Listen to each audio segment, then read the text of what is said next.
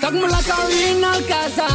manu juknya esigiro mengalema Tagmula karina kaza mas manu juknya esigiro mengalema Tagmula karina kaza manu juknya esigiro mengalema Tagmula karina kaza mas manu juknya esigiro mengalema Sip Krefenjata etsamai Sip Haskanaku anyela kasadokane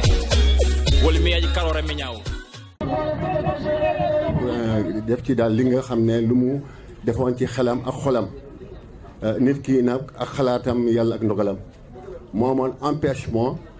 mu wax nu sànq su ngeen gisee ñun nu tardé ñëw ñu ngi yaakaaroon toujours dañoo am tamit tuuti kii pour mu ñëw Jean Pascal Eham nee na exposition bi yàlla ngeen commencé ko ci bismillah rahmani rahim jeexal ko ci alhamdulillahi rabbil alamin mu ne exposant yi fi ñëw foire CEDEAO bi ngeen def nii lu am maanaa la dans la région sud ndax kat li ñu fi yoree ci ay artisans ay jigéen ñi def transformation fii ci biir dëkk bi. Gouverneur de la région de Ziguinchor, monsieur le maire de la commune de Ziguinchor, Excellence monsieur l'ambassadeur Fodesek, monsieur le représentant de la Chambre de commerce et d'industrie de Ziguinchor,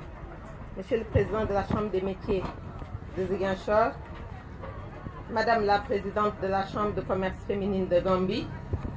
monsieur Mamadou Dabo, monsieur le premier adjoint au maire Seydou Sané, monsieur le ministre Faustin Diatta, chers invités, chers exposants, mesdames et messieurs, c'est avec un immense plaisir que je prends la parole au nom de l'association de soutien au commerce et à l'organisation des femmes de Ziguinchor Askovzi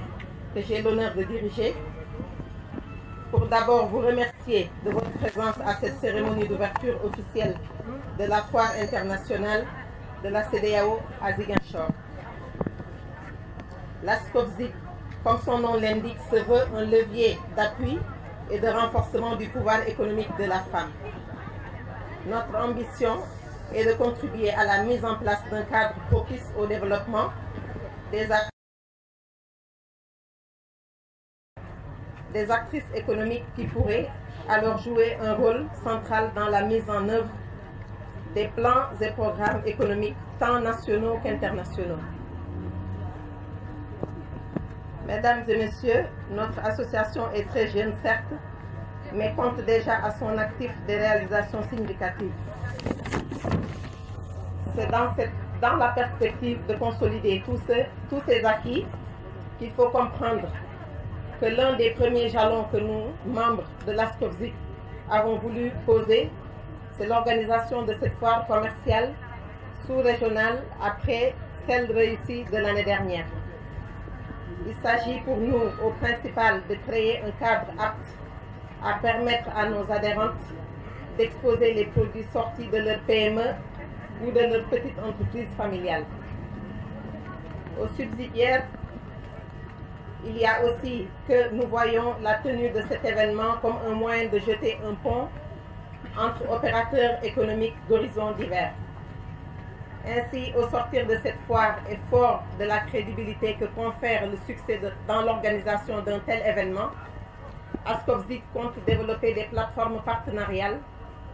avec les institutions de premier rang comme les agences spécialisées du système des Nations Unies, les ONG et autres grandes organisations internationales aux buts et objectifs similaires aux siens. Mesdames et messieurs, c'est pour moi le lieu, avant de terminer mon propos, de rendre un vibrant hommage à celles et à ceux qui nous ont appuyés sans réserve dans la préparation de cet événement. Les membres de l'Askovzi, par ma voix, veulent ici et maintenant rendre un vibrant hommage à notre distinguée sœur, Madame Mariam Faisal, de la création de notre association de 24 mai 2018 à ce jour. Madame la première dame, de par ses conseils et son appui institutionnel multiforme, nous couvre d'un amour tant fraternel, ce qui constitue pour nous un témoignage éloquent, tant de son attachement que de son engagement pour l'amélioration des conditions de vie des populations de notre région. Ainsi, en acceptant sans hésitation d'être la marraine de cet événement, elle nous a rempli d'aise et elle a montré à la face du monde combien est fort et irréversible son élan naturel de solidarité et de générosité envers les femmes du Sud. Alors, du haut de cette tribune, je voudrais lui dire que son engagement désormais actif aux côtés de ses sœurs de l'ASCOF-ZIC impulsera sans aucun doute les perspectives nouvelles pour notre association. En tout cas, c'est ma conviction. À ces remerciements, nous voulons associer sœur Madame la Première Dame de la République de Gambie, qui est nommée Madame Fatoumata Barrow, qui elle aussi a répondu à toutes nos sollicitations. Je voudrais saluer ici le soutien agissant de Monsieur le Gouverneur. gannaaw buy sant yàlla julli si yonent bi maa ngi nuyu ñi ci high table bi yëpp gouverneur kilifa yi fi toog yëpp ak suñ mbokki Banjul bi nga xam ne mooy suñ fierté mooy Mr Dabo kontaan nañ lool biñ déggee ne yaa ngi fi te biñ déggee ne yaa ngi ñëw waaye maa ngi nuyu kilifa yi toog si high table bi yëpp di nuyu président ASCOF Fatou Mbodj Adja Fatou Mbodj ak members of ASCOF yëpp ñi nga xam ne ñoom ñoo ñu invité fii gannaaw yàlla ñoom ñoo tax ñu ñëw toujours dama koy wax Gambia ak Sénégal mbukkale benn la kuy kilifaam jógewut fii kilifaam jógee na fële te suñ ñaari président yi mooy Adama Barrow ak Macky Sall gis ngeen liggéey bu rafet biñ def ci diggante bi ci ñaari at yi kon nag won nañu yoon ubbil nañu yoon pour ñun jigéen ñi ak ñi nga xam ne ñoo nekk population ni Sénégal bi ñu dëgëral ko te dëgëral bi mooy nii su dara xewee fii Casamance mbaa Sénégal ñu invité waa Gambie su Gambie xewlee ñu invité Sénégal loolu mooy Sénégal bi te loolu lañ wéral te jigéen ñi ASCOF ak seen chambre de commerce jigéen jox chambre de commerce wane nañ ko bi ñu ambassade Fodé Seck yu envoyé invitation kontaan naa ci lool ma ne am na foire yoo xam ne duñ ciy dem mooy bii Fodé Seck ambassade Fodé Seck moo ko yónni téléphone ñu ne jigéen ñi ASCOF yi nekk Ziguinchor invité nañ Sénégalo-Gambia Women Fédération ma ne ko bii moom ak fu ñu mën a tukki ak fu ñu mën a voyage dinañ seetu waxtu def délégation ñëw uy si leen parce que ñun looloo tax ñu sos Sénégalo-Gambia Women Fédération dañ jël sénégalais yi toog biir Gambie boole ko ak Gambien si ñu sos fédération mooy Sénégal bi dañ itam ñu jël bugg a jokkaloo diggante Sénégal ak Gambie ci wàllu culture ci wàllu liggéey ci wàllu demante ak jéenante ak jaayante ak commerce te gis naa ko fii maa ngi gërëm ASCOF jigéen ñi bañ dalee wàcc fii ba léegi dafa mel ni ñu ngi suñ kër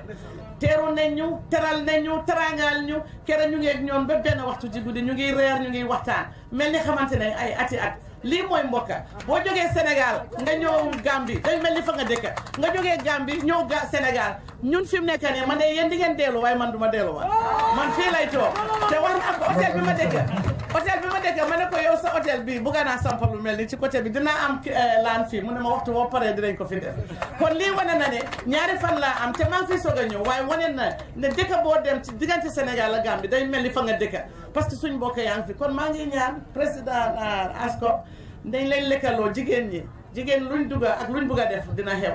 kon nag ñun jigéen ñi nañ lekkaloo ci culture nañ lekkaloo ci mbokk ak jaayante jëndante ak dekkali cosaani Sénégal bi dafa am solo parce que ñun ñooy booda Sénégal ak Gambie lépp am na ku ko wax léegi brique bi kera ñoo fa nekkoon nga gis président ak délégation am Sénégal président délégation Gambie ñëpp booloo nekk benn ñu jël brique bi ne Sénégal bi loolu waral la ne war nañoo jokkoo ci aar bu nekk kon nag ma bugg a jël opportunité bi délégation suñ KMC ba mu ko waxee ma ne ko kon moom jiitu nañu moom moo njëkk a commencé kon ci sa tànka lañ toppa kon Ablaye dañ lay gërëm sant la ma ñaanaa tam ma Moussa Bojang dëgg la bi ñëwee nii lañ ko xam waaye Bojang bi suñ bagage yi xale am problème moo téléphone rek ñu bàyyi bagage yi kon lii moo laa woon Sénégal bi ngi nii dafa téléphoné bagage yi rek mun a bàyyi leen bagage yi ñëw kon nag ñu ngi laa gërëm di la sant tuloo daaw dama bëgg nga jóg ñu tàccul la nag parce que kii mooy suñ suba kii te waxoon naa ne sax waruma wax because suma sista jigéen bu mun góor yéen xam leen ko waaye ñun xam nañ ko Awa Kane moom fu mu waxee rek ñun waruñu wax foofu maa ngi nuyu Fatou ak délégation am yi yëpp di nuyu high table kii moom duma ko nuyu monsieur la maire kooku suma doomi ndey la suma xarit la suma broda la foog naa Casamance yëpp xam nañ loolu man maay first person fii ñuy def Jumlas diggante mairie ak Gambie it's almost 20 years now jóge fii dem Bignona ma def Jumlas diggante Bignona ak Gambie dem Sédhiou def Jumlas Sédhiou ak Gambie loolu yëpp dama bëgga Casamance ak Gambie ñu nekk ndey ak baay dem nañ si biir affaire bi oyof tuuti waaye ba ma déggee ne suma système mu fii ndey Awa Kane ma ne monsieur la maire léegi luñ soxla nañ ko mun a am Gambie ak Sénégal jigéen ñi yëpp nañ nekk benn te nañ liggéey si kaw dëgga because jigéen boobu xam naa kooku mooy kan mooy Awa Kane yàlla def moo am benn jigéen bu tamit suma sista Fatou Mbodj ma ne alhamdulilah ma ne monsieur la maire man de fu mu nekk nii jigéeni Sénégal ak jigéeni Gambia luñ joxoñ ma daga because dama xam ne léegi caaxaan fànneeku na dëkk bi ñëw na léegi tamit Ablaye Balde waaye léegi te ngeen wax ko Alaaji Ablaye Balde Ablaye Balde waxoon naa leen ko du benn du ñaar ku nar a ñëw Gambie Ablaye su la yóoni loo soxla ma defal la ko te loolu yéen gis ngeen ko te def naa ko man Ziguinchor fii foog naa almost 20 years maa ngi yëngatu fii ñu bari xam nañ loolu kon man lu ma leen mun a advice am ngeen jiit bu baax Ziguinchor am ngeen jiit bu baax léegi Gambie kon man Modou Touré dinaa leen jàppale guddi dinaa leen jàppale bëccëg si kaddu Ablaye Balde ku war a ñëw si man waxal jaral Ablaye Oma wallahi soxla bu la agaloo Gambia nga xam ne man Modou Touré dinaa ko fay léegi naa yéen xamuleen ma waaye suma sista ak délégation ñun ñoo juddoo ñun ñoo nekk Gambia ñun xamante nañ man suma liggéey dafa yëngu affaire yi liggéey affaire yi jigéen yi ak affaire yi hôpital ak affaire yi néew doole yi kon man suma leen jàppalee suma liggéey laay def maa ngi leen njëriñ maa ngi leen thanks ala baraka. Monsieur le maire Ablaye Balde maa ngi lay nuyu di nuyu donc ñu àndal ci maire bi adjoint maire Seydou Sané madame la présidente Mbodj moo lay nuyu di la gërëm madame la présidente de l'association SCOSEM madame Sow mais di nuyu surtout nga xam ne daal moo jógee Gambie madame Kane waaw ak délégation bu mu àndal secrétaire général trésorière et surtout ku nga xam ne daal mooy donc tas xibaar bi donc ku jógee ci télévision Gambie di nuyu aussi n'est-ce pas suñu njiit bu baax ji honorable donc Dabo mu nga xam ne daal bokk maire Ziguinchor la di nuyu représentant donc chambre de commerce de Ziguinchor ñuy ñekk ñuy jigéen ñi ñu jógee Gambie jigéen ñi donc ñoom dañuy bokk ci association ASCOM di leen sant di leen gërëm bu ma toogee fii seet na suma mbokk jóge fale Molon ak Kajinol maa ngi leen di nuyu di leen sant maa ngi gis ne daal bu ngeen ñëwee Ziguinchor toog leen ngeen ne bokkuñu Ziguinchor mooy suñu capital joo ngeen takku ànd ak jigéen Ziguinchor di liggéey góorgóorlu leen monsieur le maire donc suñu foire bu tey bi musuma ànd ak yow n'est-ce pas di ñëw di assister foire bu mel nii donc ñoo nañu fii daaw dañ ko organisé woon mais ñëw woon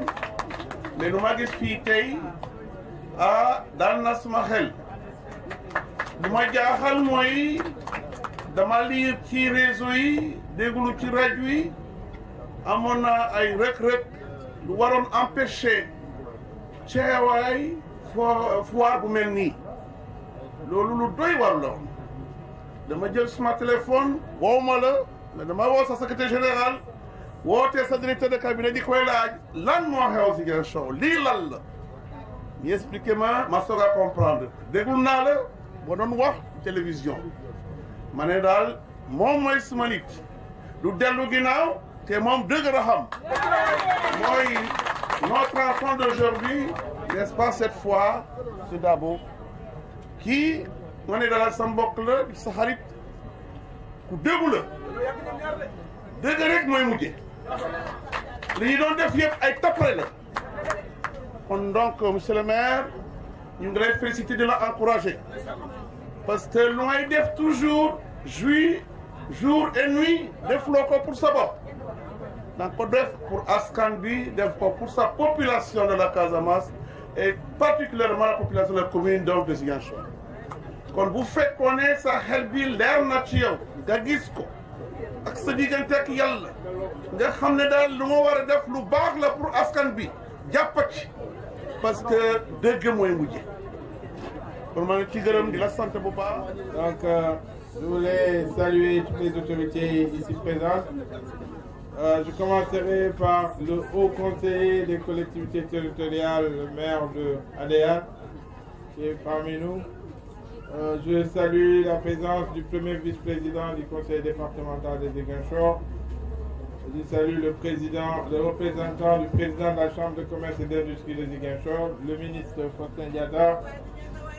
Je salue très respectueusement mon ami, je confonds dans les mêmes salutations le premier adjoint au maire qui était votre premier avocat pour la tenue de cette foire. Mais aussi et surtout me réjouis de la présence de nos amis de la Gambie, en particulier Madame Dey Awakan, qui est aussi une sœur et qui est la présidente de la Confédération des chambres de commerce de la Sénégambie. Je salue l'ensemble des représentantes des associations de femmes qui sont là, mais aussi je n'oublie pas Madame Camara, qui est la chef d'agence de la BCAO, qui est aussi ma voisine et qui, je suis sûr, vous accompagne dans vos activités. Donc je salue l'ensemble des forces de défense et de sécurité qui vous encadrent, les sapeurs-pompiers, la police, mais aussi tous ceux qui ont permis la tenue de cette foire.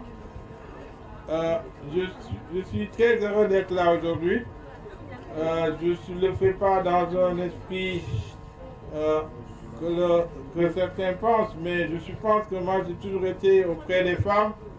pour les accompagner dans leur action de développement, surtout le renforcement de leurs capacités. Et surtout la femme casamançaise, je pense ceux qui connaissent l'histoire de la Casamance, l'économie de cette région a toujours été portée par les femmes. Tout à fait. Que ce soit dans toutes les régions, hein. Vous allez dans le Sédou, c'est les femmes qui vont au champ. Vous allez dans le Kassa, dans le Kolda, ce sont les femmes qui vont au champ. Mais surtout, en particulier, dans le Kassa, les femmes ont aussi bien le pouvoir qu'elles ont aussi l'économie. Donc, moi, je suis ici de ce territoire-là et par conséquent, je ne peux être qu'aux côtés des femmes. Donc, sachez que l'ASCOF, vous aurez en moi toujours un partenaire. Je vous accompagnerai dans tout ce que vous ferez. J'accompagnerai tous les opérateurs économiques de cette région. Je l'ai dit aux commerçants l'autre jour, vous êtes aussi des commerçants. Dans mon action de tous les jours, ce que je privilégie, c'est d'abord le développement de la ville. et surtout le bien-être des populations de notre ville. Je pense que c'est important, c'est pour ça que j'ai été choisi parmi tant des milliers et des milliers de Ziguinchorois pour diriger cette ville. Et ce que j'entreprends, je ne le fais pas par amitié ou par fraternité. Je vais raconter une anecdote. Je ne citerai pas cette personne-là qui faisait quelque chose qui ne me plaisait pas. Et je pense qu'elle a tout fait pour chercher à devenir mon ami. Elle est venue, il a essayé de me donner un cadeau que j'ai distribué. Et quand il est sorti, j'ai appelé les agents, j'ai dit il faut sortir le monsieur là où il est. Parce que moi, dans le travail, je n'ai pas d'amitié, je n'ai pas d'amis, de trucs, tous ceux qui me fréquentent le savent. Ce que je privilégie, c'est l'intérêt général. C'est l'intérêt général, je pense que c'est ça qui est important. Le développement de notre région, c'est une région qui a été meurtrie par tant d'années de conflits. Et depuis quelque temps, il y a un renouveau. Et ce renouveau-là, vous en faites partie, vous les femmes de la chose. Et donc, sachez que tout ce que nous pourrons faire en tant qu'élu local, en tant qu'élu national, mais aussi toutes les fonctions que nous occupons, et fils de la Casamance, nous les mettrons à votre disposition pour vous permettre de nouer des partenariats. Je pense que nous avons déjà démarré quand je partais à Évreux, en France. Donc je suis parti avec une délégation de la mairie, mais j'ai ajouté une délégation de l'ASCOF qui a été reçue à haut niveau là-bas, au niveau de Évreux, et je pense que vous avez noué des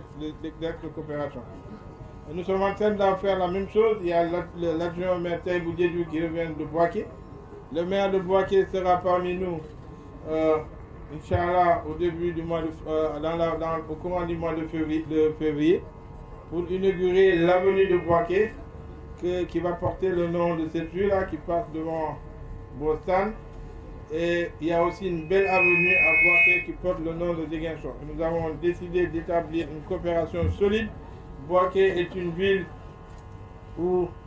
l'activité économique est très dense. C'est une des villes économiques les plus importantes de la Côte d'Ivoire. Et il y a aussi un fort mouvement de femmes qui est là-bas. Et donc nous ferons de sorte que vous soyez déjà des partenaires pour échanger des marchandises, échanger des... Maintenant, je reviens à nos frères de la Gambie. Parce que pour moi, la Gambie et le Sénégal, c'est la même chose. Parce que moi-même, depuis, tous les Gambiens me connaissent. Parce que je suis un peu Gambien par mes liens, parce que ma fille est née, sa maman est Gambienne. Par conséquent, je suis très très attaché à la Gambie. Et j'y vais très souvent. Nous sommes, grâce à Dabo, jumelés avec la ville de Kanifing, donc qui est notre ville sœur, notre ville jumelle. Et cela a été facilité sur tous les échanges ces derniers temps par la présence de notre Ziguinchorois, un grand Ziguinchorois Fodesek, l'ambassadeur Fodesek, qui depuis qu'il a été nommé, c'est vrai que notre frère Paul Badi avait démarré, mais lui aussi de Ziguinchor, mais Fodesek est venu renforcer cette dynamique. Et une délégation de la mairie de Ziguinchor qui était dirigée par le premier adjoint était allée en Gambie. Ils ont rencontré nos frères de Kanifing, mais aussi l'ensemble des autorités gambiennes. Et donc il est prévu beaucoup d'activités sur le plan sportif, sur le plan culturel, et puis sur les domaines économiques bien entendu. Donc c'est dans ce cadre d'ailleurs qu'au mois de janvier prochain, il y aura une course de vélo qui partira de Banjul pour venir jusqu'à Ziguinchor, aller au Cap Skirring et retourner au niveau de Banjul, de Gambie. Mais aussi il y a le marathon, une sorte de marathon qui va partir de Banjul à Dakar. Et ce marathon-là, le vœu de l'ambassadeur Fodesek, c'est que le premier relayeur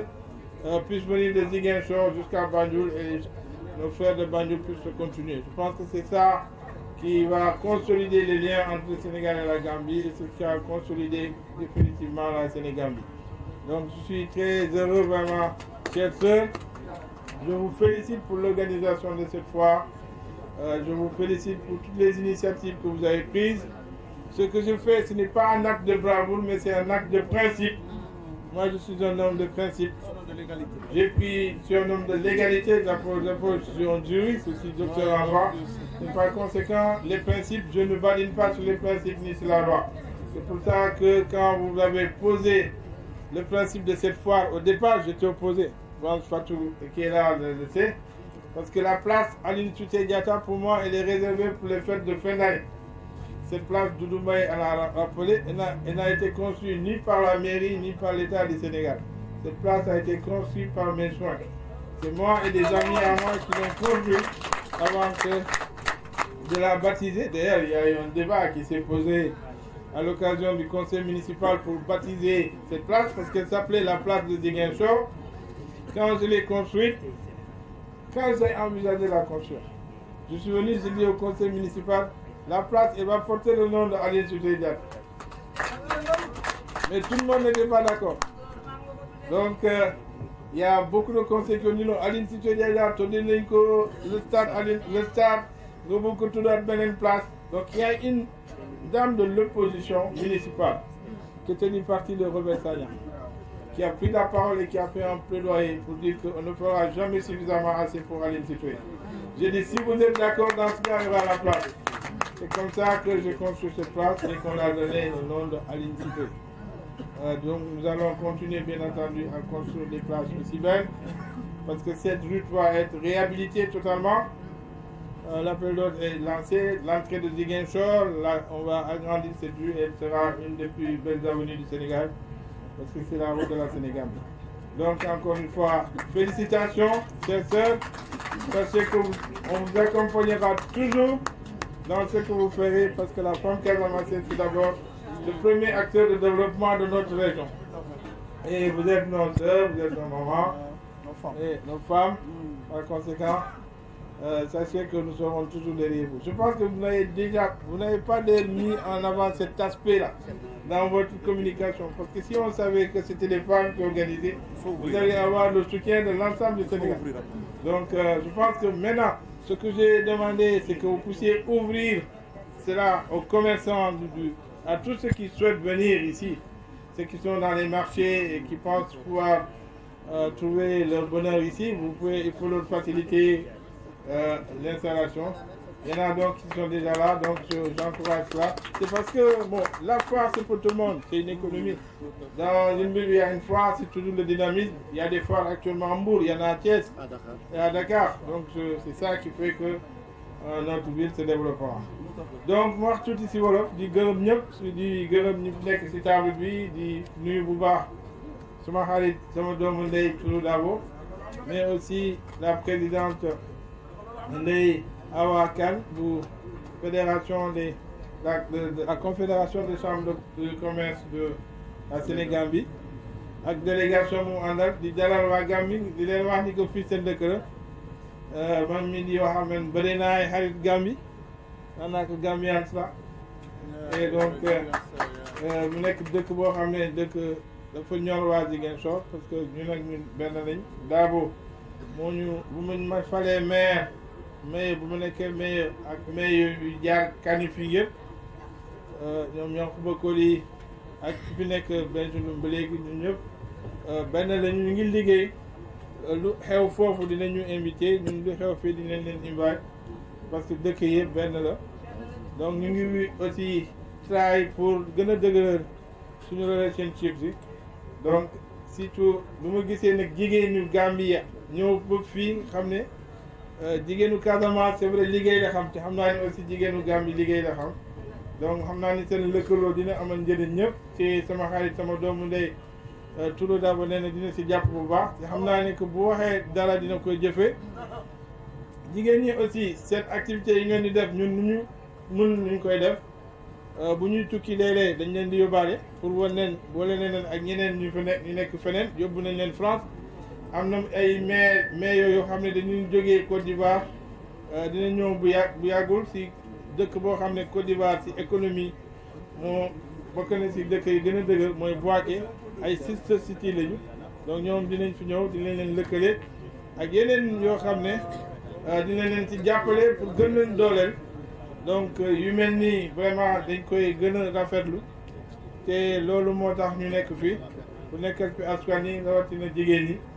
parce que ku xam histoire Casamance képp koo xam ne doomu Casamance nga xam ne jigéenu Casamance ñoo yor kër yi nga dem Kolda sama mbokku pël yi nga dem si sama nijaay soose yi mais aussi si sama yaay joolaay je pense que li ngeen gis ni jigéen ñi ñoo yore économie te ku jàppale jigéen jàppale nga famille yëpp parce que jigéen ñi lu ñu am nañ ko yóbbu seen kër ñun góor ñi nag yàlla xam bu ñu amee léeg-léeg ñu dem jàdd feneen jàppale leen lu war la si ñun te man tant que maa ngi nekk maire fi dinaa leen jàppale parce que bu ma leen jàppale nag def moo ko compte ñeneen mais dama leen jàppale dam parce que seen jàppale leen mooy njëriñu dëkk bi jàppale leen mooy njëriñu askan wi parce que mooy njëriñu aussi njëriñu Casamance donc di leen gërëm bu baax a baax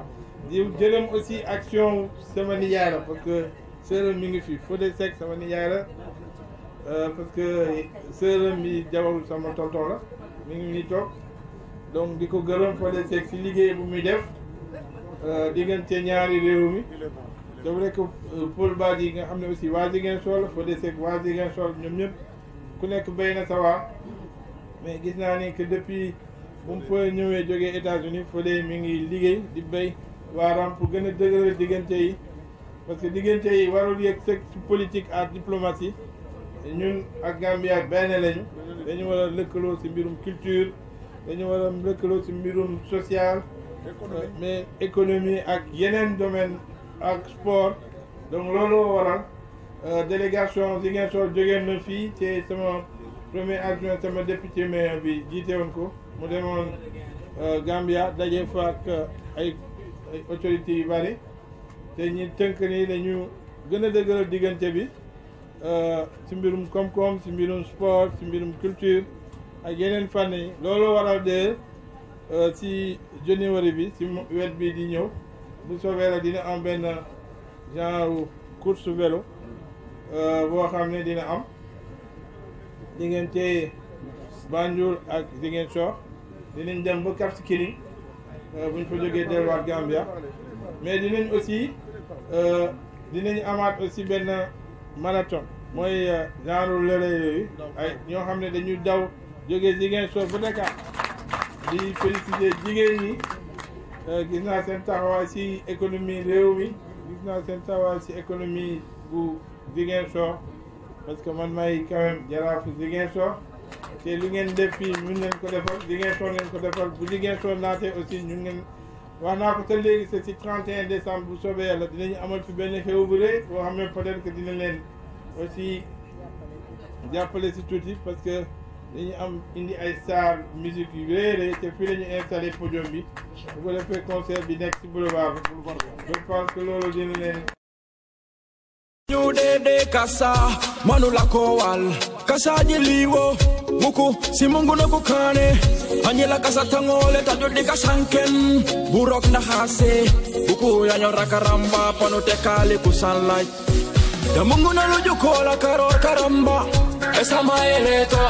damungu na luju kola karor karamba